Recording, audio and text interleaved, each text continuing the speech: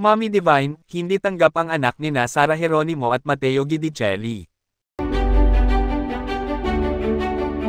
Patuloy na pinag-uusapan ang kontrobersyal na relasyon nina Sara Geronimo at Matteo Guidicelli, lalo na sa gitna ng mga balitang magkakaroon na sila ng anak. Sa kabila ng matagal ng kasal ng dalawa, tila hindi pa rin natatapos ang isyu sa pagitan ni Sara at ng kanyang ina, si Mommy Divine Geronimo, na umano'y hindi tanggap ang kanyang magiging apo. Mula pa noong ikinasal sina Sara at Matteo noong Pebrero taong 2020, mainit na ang usapin tungkol sa hidwaan sa pagitan ng popstar royalty at ng kanyang ina.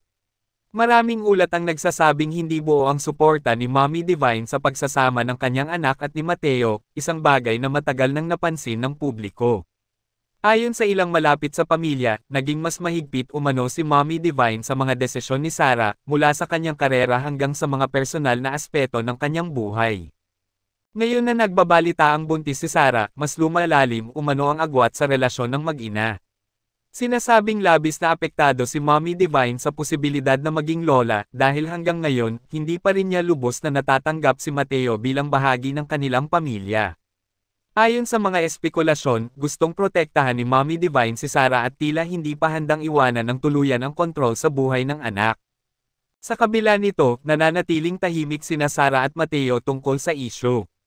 Hindi pa sila nagbibigay ng pahayag kaugnay ng kanilang magiging anak at sa posibleng hindi pagkakaintindihan sa pagitan ng kanilang pamilya. Gayunpaman, umaasa ang maraming tagahanga na magiging tulay ang magiging anak nina Sara at Matteo upang muling mabuo ang relasyon ni Sara sa kanyang ina. Sa kabila ng mga kontrobersyang ito, patuloy na sinusubaybayan ng publiko ang bawat galaw ng mag-asawa. Maraming naniniwala na sa tamang panahon, posibleng maghilam ang sugat sa pagitan ng mag-ina, lalo na't bagong kabanata ng kanilang buhay ang paparating. Ang tanong na lang ngayon, handa na bang buksan ni Mommy Divine ang kanyang puso para sa kanyang apo at sa pamilya ni Sara at Matteo?